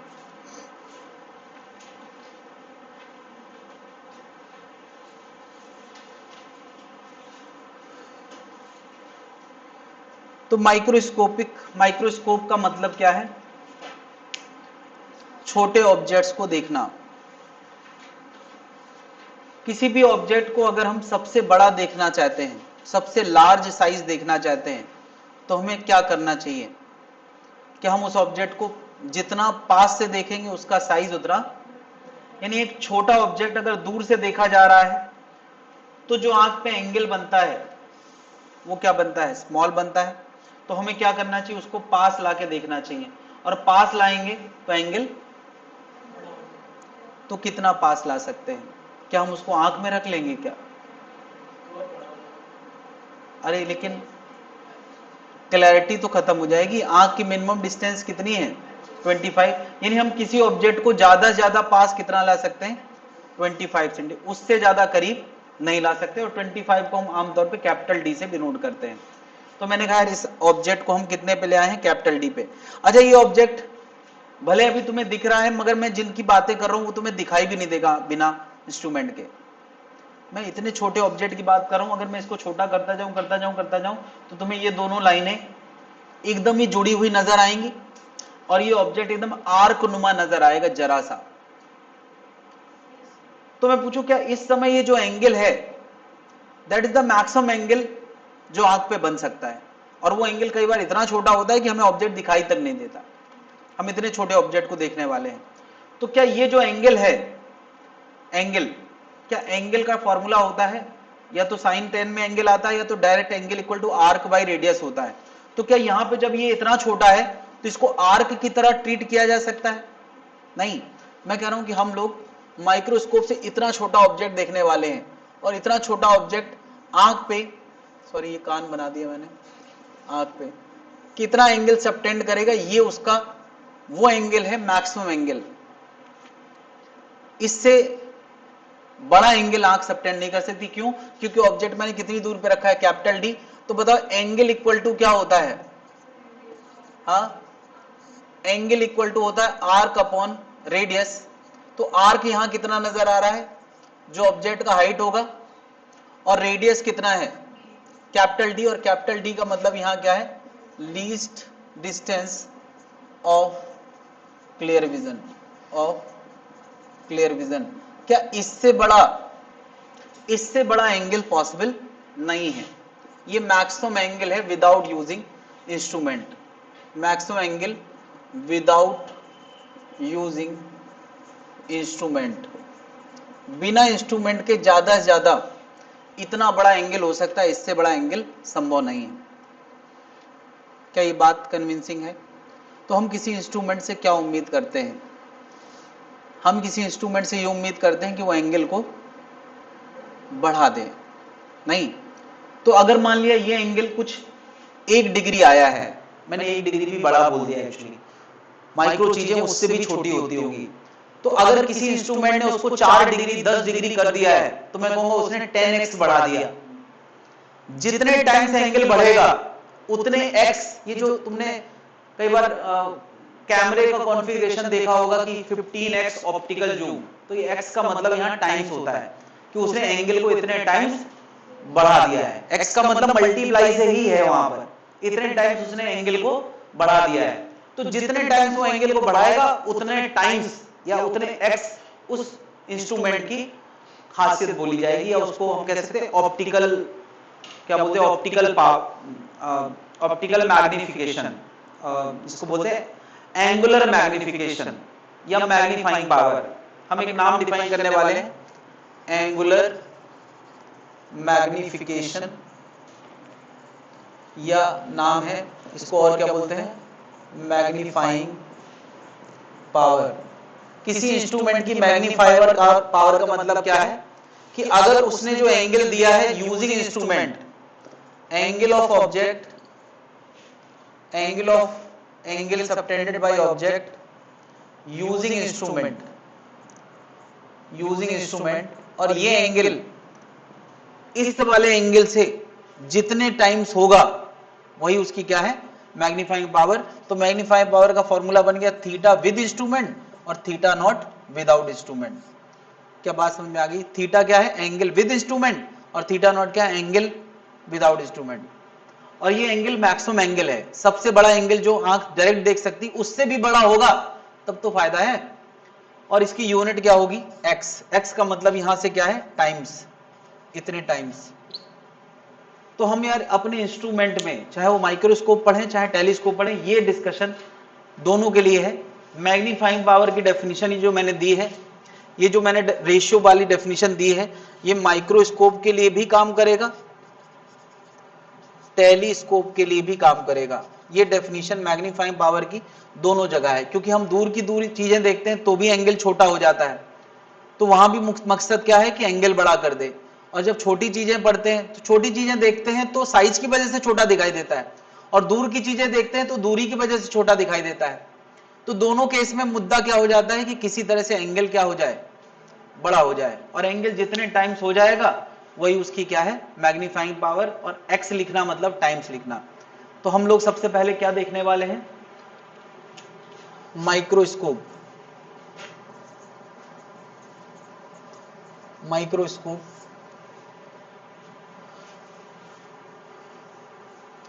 और माइक्रोस्कोप में भी हम लोग देखने वाले हैं सिंपल माइक्रोस्कोप, उसके बाद देखेंगे कंपाउंड। सिंपल माइक्रोस्कोप, ये सब नोटेड है या नोट करना है? नोटेड है। सिंपल माइक्रोस्कोप इतना सिंपल है कि उसमें कुछ है ही नहीं, बस एक लेंस है, बस ये सिंपल माइक्रोस्कोप है। तुमने देखा होगा जब वो दांत वाला ऐड आता है टूथपेस्ट वाला, तो वो कीटाणु दिखाने के लिए एक लेंस का यूज करते हैं। टीवी ऐड में देखा है कि नहीं, निकाले 99.99% कीटाणु डेटॉल, तो एक, हाँ that is microscope, simple microscope. तो सिंपल माइक्रोस्कोप में एक लेंस होता है और वो लेंस क्या करेगा, किसी ऑब्जेक्ट से आने वाली रेज, ऑब्वियसली टॉप की इमेज बनाएगा, बॉटम की बनाएगा, बीच में हर डॉट की इमेज बनाएगा। हम आमतौर पे एक ही की बनाते हैं, किसकी, टॉप की, क्योंकि बाकी सब हमें पता है। तो टॉप से आने वाली रेज इस लेंस से टकराएंगी और टकराने के बाद उसकी कहीं इमेज बनेगी। ये मैंने ऐसे रेज दिखाई हैं क्योंकि ये बहुत दूर जाके कट कर रही हैं कहीं, ठीक है। मैं इसको यहां बना देता हूं। ये सिंपल माइक्रोस्कोप है और ऑब्जेक्ट को मैंने फोकल पॉइंट के जस्ट अंदर रखा है। जब मैं कहता हूं जस्ट अंदर, मतलब एक्चुअली वो फोकल पॉइंट ही है, लेकिन थोड़ा सा अंदर रखने से वर्चुअल इमेज बनने लगेगी। थोड़ा पहले रखते तो कैसी बनती, तुम्हें याद है ना यार, ये सब बातें हम लोग कर चुके हैं इसी दिन के लिए कि यहां तुम लोग ऐसे पूरा चेहरा ना बनाओ।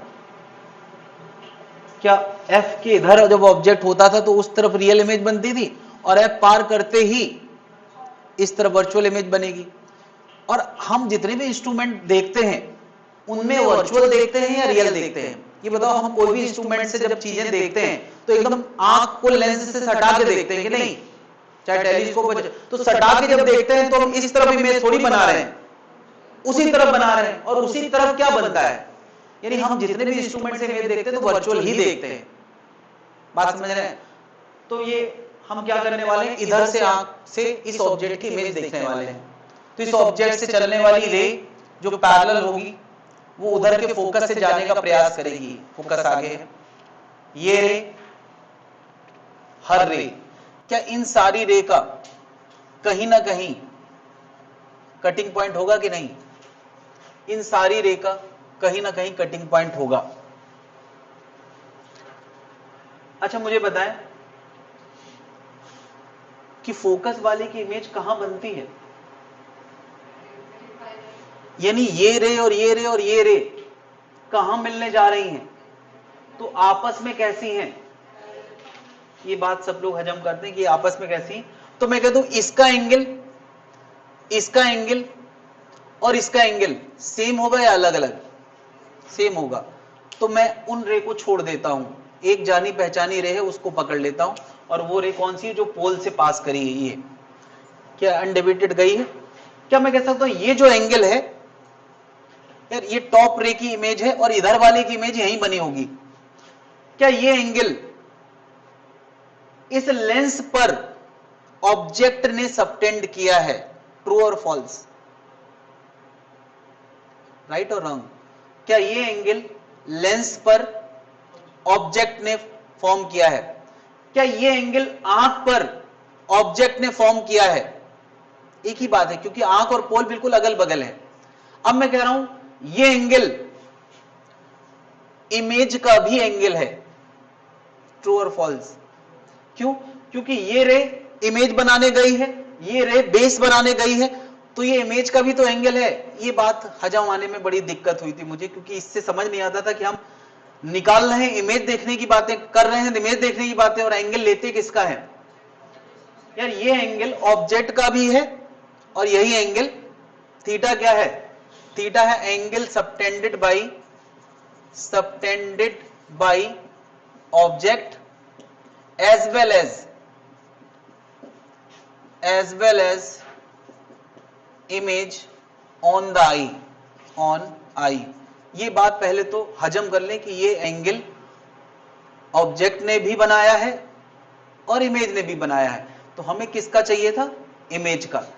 लेकिन हम लाएंगे किसकी मदद से, क्योंकि इमेज की प्रॉपर्टी हमें पता ही नहीं। हमें क्या ऑब्जेक्ट की हाइट पता है और ये दूरी पता है f, तो थीटा क्या आ गया, थीटा आ गया h/f, है ही इमेज का एंगल, लेकिन लाए हम किसके पैरामीटर से हैं, ऑब्जेक्ट के पैरामीटर से।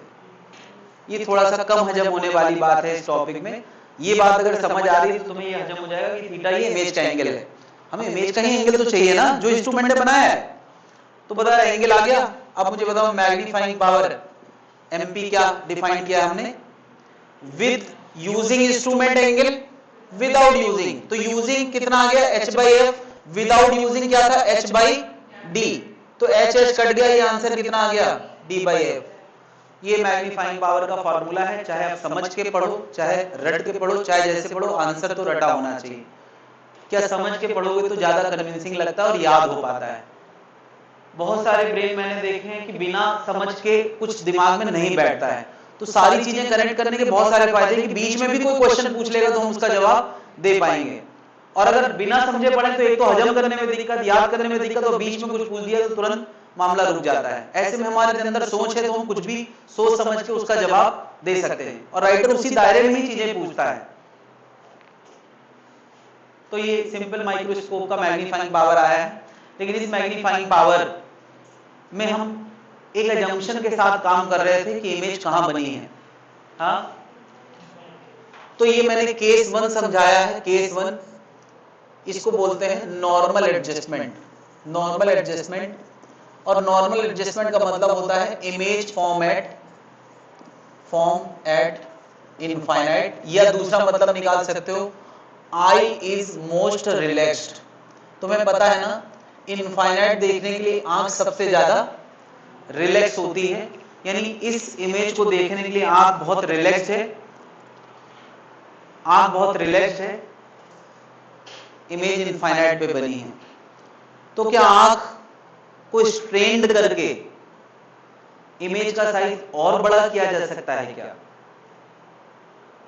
भाई अभी तो आंख रिलैक्स होकर देख रही है, तब उसका एंगल बढ़ गया। तुम कहोगे कैसे बढ़ गया? डी की वैल्यू 25 होती है और एफ हम ऐसा चुनेंगे जो बहुत कम हो। एफ अगर बहुत कम होगा तो मैग्नीफाइंग पावर अच्छा खासा आ जाएगा। क्या हम यहां से कह सकते हैं डी तो बदल नहीं सकते ना भाई, डी तो आंख का फिक्स होता है। तो as F decrease MP magnifying power increase, ये हमें दिख रहा है। ये वाली लाइनें लिखने का मुझे मतलब नहीं समझ में आता कि मैं इसकी लाइन लिखूं एज एफ डिक्रीज मैग्नीफाइंग। तुम्हें अगर फॉर्मूला पता है तो क्या इतना सा डिसीजन लेना सबको आना ही चाहिए कि एफ घटेगा तो पावर मैग्नीफाइंग पावर बढ़ेगा। फिजिक्स एक्चुअली लाइनों से कवर होती ही नहीं है। ऐसे तो हर फॉर्मूले में एफ बराबर M V square by R भी पढ़े तो वहां भी लाइनें लिखना चाहिए, मास बढ़ेगा तो एफ बढ़ेगा, वी बढ़ेगा तो एम बढ़ेगा, आर घटेगा तो एफ बढ़ेगा। तो क्या ऐसे तो लाइनें हो जाएंगी। तो जिनका मैथमेटिकल आंसर है उनकी हमें लाइनें रटने की जरूरत नहीं है, सारा मैथ खुद जवाब देती है। क्या ये बात क्लियर है? और ऐसी लाइनें अगर हम भरने पे आ जाए तो फिजिक्स की जानी कितनी मोटी किताब बन जाएगी। तो हमें लॉजिक से काम लेना है। तो अभी हमने केस 1 किया है जिसको मैंने बोला है नॉर्मल एडजस्टमेंट, और नॉर्मल एडजस्टमेंट में इमेज कहां बनती है? इनफाइनाइट पे, और आंख सबसे ज्यादा रिलैक्स होती है। दूसरा एडजस्टमेंट क्या है? दूसरा एडजस्टमेंट है near point adjustment.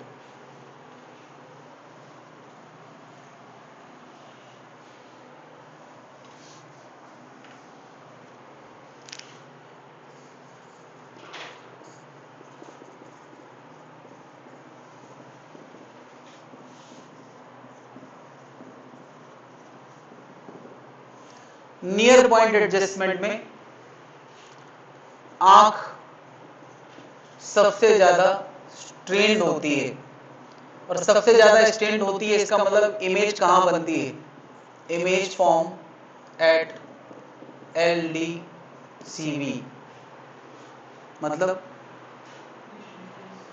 Least distance of clear vision, यानी वो कितनी दूर बनती है? डी दूरी पे बनती है। अब वो डी लिखना इसलिए ठीक रहता है कि अगर किसी का 20 है ना उसका भी हम फॉर्मूला निकाल पाएंगे। भाई बच्चे भी तो देख सकते हैं माइक्रोस्कोप। मेरे बच्चे ने खरीदा है कुछ दिन पहले, वो किड्स वाला माइक्रोस्कोप आता है, पूरे 1 साल रखा रहा, मुझे समझ नहीं आया इसको एडजस्ट कैसे करते हैं। 1 साल बाद मेरी वाइफ ने प्याज के छिलकों को उसमें लगाया, फिर वो एडजस्ट किया तो मुझे दिखा कि हाँ उसमें मैग्नीफाई किया, उसके रेसे रेसे नजर आए थे। Near point adjustment, image format least distance of clear vision. तो अब हमें क्या करना है? लेंस तो वही है, सिंपल माइक्रोस्कोप, एक ही लेंस है। हम ऑब्जेक्ट को एफ पे रख रहे थे तो इमेज कहां बन रही थी? इनफाइनाइट पे, और एंगल, इसी एंगल को मैं क्या बोल रहा था, इमेज का एंगल, ये ऑब्जेक्ट का एंगल भी है। तो इस एंगल को हम और बढ़ाना चाह रहे हैं, कैसे बढ़ा सकते हैं यार, ऑब्जेक्ट को यहां के बजाय और पास ले आओ यार, और पास लाओगे तो क्या ऑब्जेक्ट का एंगल बदल नहीं गया, पहले ज्यादा था या अब ज्यादा है, अब ज्यादा है। लेकिन क्या बताओ, अगर हम ऑब्जेक्ट पास लाए हैं तो इमेज भी पास आई होगी, लेकिन क्या इमेज हम बिल्कुल ही पास ले आएंगे, नहीं, वो आंख देख ही नहीं पाएगी। तो हम इमेज कितना दूर ले आए हैं, यानी हमने यार इसका यू ऐसा चुना है, हमने यू ऐसा चुना है कि उसका वी डी है, हमने यू ऐसा चुना है जिससे उसकी इमेज कहां बनी है, यानी यार ऑब्जेक्ट डिस्टेंस माइनस यू ही है, ये यू इसलिए लिख दिया ताकि हमें ये वैल्यू की तरह ट्रीट करना है। मैं बता दूं इस टॉपिक में जितने भी फॉर्मूले आ रहे हैं उनमें साइन पहले से रखा जा चुका है, यानी फॉर्मूला आने के बाद हमें कोई साइन रखने की जरूरत नहीं है। तो मैं देखो साइन पहले से रख दे रहा हूं, तो अब यूई का केवल वैल्यू रखना होगा जब भी रखना होगा। तो बताओ इमेज कहां बनी है, इमेज कहां बनी है, माइनस डी पे।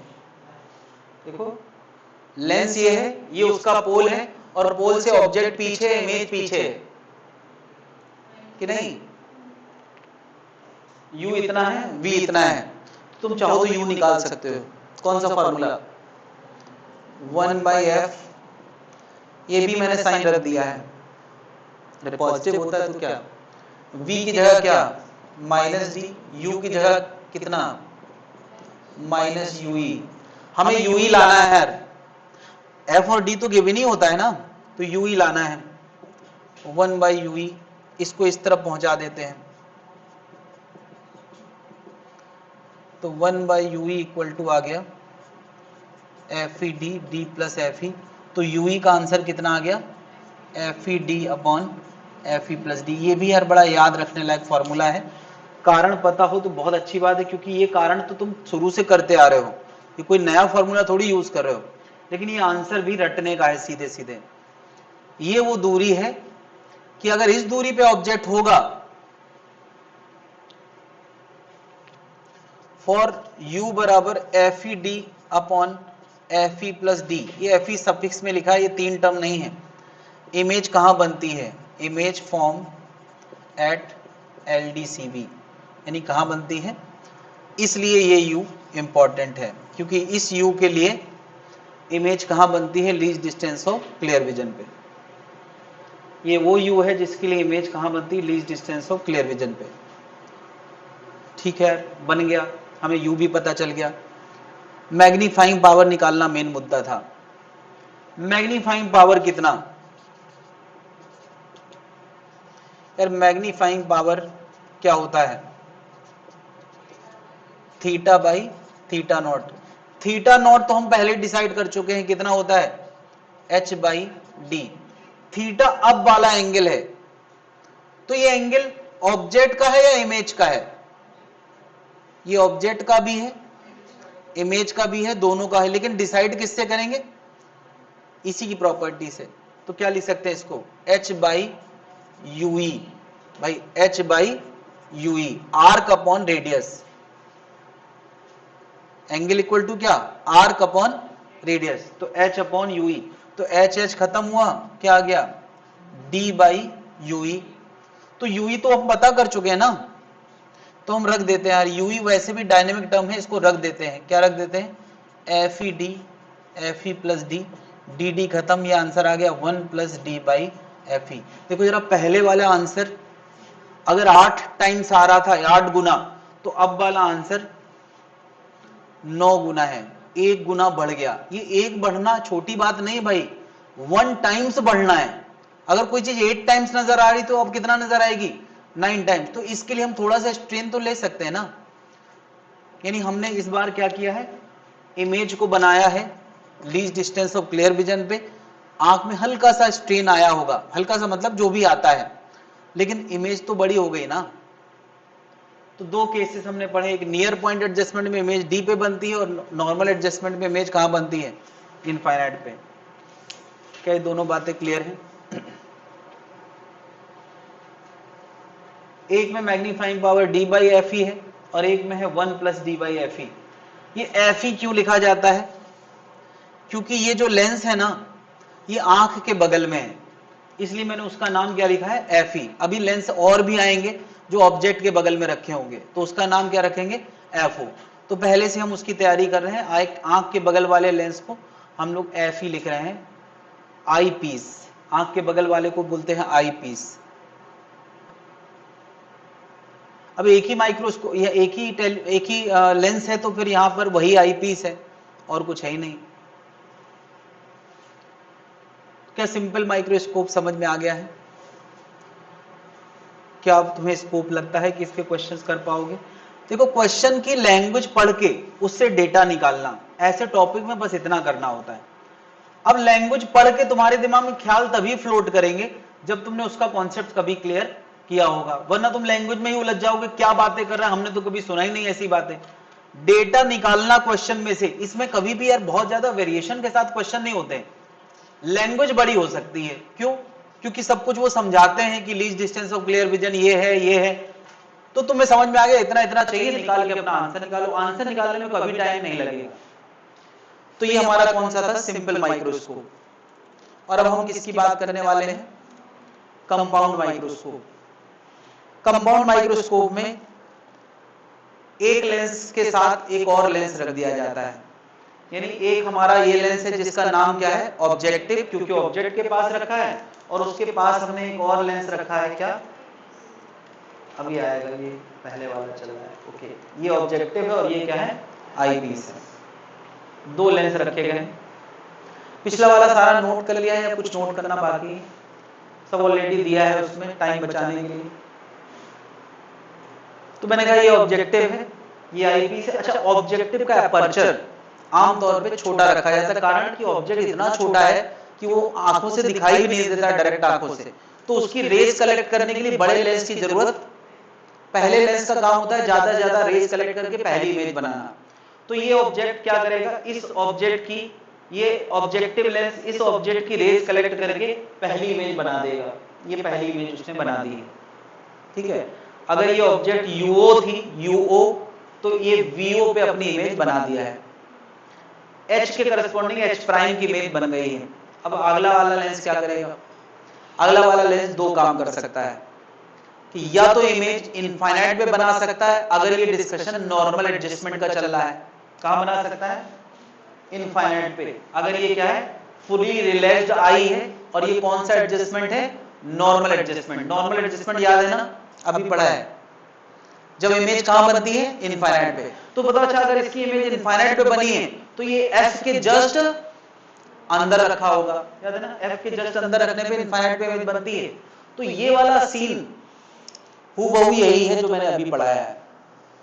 दूसरी संभावना क्या है? कि ये जो ऑब्जेक्टिव इमेज बनाए वो और पास बना दे। कहां बना दे? यूई पे बना दे। यूई याद है? ऐसा यू जिसके लिए इमेज कहां बन जाती है? Least distance of clear vision पे। तो ये कौन सा एडजस्टमेंट हो गया? ये नियर पॉइंट एडजस्टमेंट हो गया। इसमें आंख सबसे ज्यादा, तो कुछ अंतर आया नहीं यार। ये डिस्कशन तो बिल्कुल हूबहू सेम ही है। वही मैं देखूं ना, इसमें बहुत ज्यादा डार्क आ रहा है चेहरा, अभी थोड़ा ब्राइट हो जाए। हाँ भाई, तो हमने ऑब्जेक्ट ऐसी डिस्टेंस पे रखा है जिसके लिए इमेज कहां बनी है? Least distance of clear vision पे, कैपिटल डी पे बनी है। तो देखा जाए इस डिस्कशन में कुछ अंतर, केवल एक ही अंतर आया है कि पिछली बार डायरेक्ट ऑब्जेक्ट की इमेज बनती थी और अब इमेज की इमेज बन रही है। यही तो अंतर आया है। तो मैथमेटिकल अंतर क्या आएगा? जरा थोड़ा सा मैथमेटिकल अंतर है, उसको हम सीधे समझ लेते हैं। ये मैंने क्या कहा? कंपाउंड माइक्रोस्कोप है अब, और एक नॉर्मल एडजस्टमेंट है और दूसरा क्या है? नियर पॉइंट एडजस्टमेंट है। मुझे बताओ, पहले लेंस ने एक इमेज बनाई है और उसकी फाइनल इमेज कहां बनी है? फाइनल इमेज कहां बनी है? इनफाइनाइट पे बनी है। यहां शायद रेस बनाई है। ये रेस क्या डिनोट कर रही है? इनफाइनाइट पे इमेज बनी है। तो मुझे बताओ इसका थीटा अब वाला क्या लिखोगे, थीटा क्या लिखोगे, क्या इसका theta H prime by F ई होगा, थीटा क्या होगा एच प्राइम बाई एफ ई, और थीटा नॉट क्या होता है, वो तो शुरू से एच बाई डी होता है। अच्छा, क्योंकि ये इमेज उल्टी बनी है तो मैं यहाँ एक माइनस साइन और बनाने वाला हूं, क्योंकि एच प्राइम उल्टा बना है। तो ये आंसर पता है कितना आ गया, ये आ गया H prime upon H D by F E. अच्छा बताओ एच प्राइम ये आई है, बल्कि H prime minus H prime I है, और एच क्या है ओ है, और आई ओ का रेशियो क्या होता है, क्या आई और ओ का रेशियो वी बाई यू होता है, v पॉजिटिव है यू नेगेटिव, तो अगेन वो minus V O by U आ जाएगा, यानी क्या आ गया minus V O by U O D by F E, यानी पूरे आंसर में एक अंतर आया है। पहले क्या आता था डी बाई एफ ई, उसके बगल में क्या आ गया है वी ओ बाई यू ओ, समझ गए। तो यहां भी क्या अंतर आने वाला है, पिछली बार मैग्नीफाइंग पावर का आंसर क्या आया है, और अब क्या आएगा 1 plus D by F E के बगल में minus V O by U O और आ जाएगा। ये बात कहां से अंतर आया है, तो ये जिसको एच को मैं काट देता था वो क्या हो गया है ये, और ऐसा होने से ये आंसर पता है कितना आएगा D by you E, D by you ई पिछली बार भी जो कुछ आया था वही आएगा, क्या आया था 1 प्लस डी बाई एफ ई, ये आंसर आ जाएगा किसका, ये किसका आ गया नियर पॉइंट एडजस्टमेंट का। और ये एच प्राइम बाई एच जो पिछली बार कट जा रहा था वो वीओ बाई यू आ गया, बल्कि इस बार देखा जाए तो वीओ यूओ से बड़ा होगा, हमें ऐसा अरेंजमेंट करना है कि वीओ यूओ से बड़ा हो, तो क्या ये मैग्नीफाइंग पावर पहले से भी ज्यादा आ जाएगी कि नहीं, देखो वीओ बाई यूओ का यहां भी बढ़ गया वहां भी बढ़ गया, तो ये अब और बड़ा इमेज बना सकता है। क्या इतनी बातें क्लियर है, तो अब रह गया है टेलीस्कोप और डिस्पर्जन। अगली क्लास में टेलीस्कोप तो खत्म होगा ही, डिस्पर्जन भी हो जाएगा, होपफुली डिस्पर्जन भी खत्म हो जाएगा, तो अगली क्लास में रे ऑप्टिक्स पूरा खत्म हो जाएगा। ठीक है, आज इतना ही रखते हैं, इतना संभाल के आना तो टेलीस्कोप समझ जाएगा। समझ गया, इसमें कोई दिक्कत है क्या, मेन चीज फॉर्मूले हैं, और इतने सब थॉट इसलिए मैं बता रहा हूं कि इतना रहेगा दिमाग में ना, तभी हम इसको याद रख पाएंगे। ये सब बातें केवल इसलिए हैं कि दिमाग में याद कैसे रखें, मैं चाहूं तो सीधे सीधे फॉर्मूला बता सकता हूं, लेकिन क्या वो फॉर्मूला फिर आएगा फिर बह जाएगा फिर आएगा फिर बह जाएगा, ऐसे में हम सारी बात समझते हुए चलने की अच्छा ये है, तो कन्विंसिंग तरीके से हम याद रखेंगे। ठीक है, तो मिलते हैं अगली क्लास में।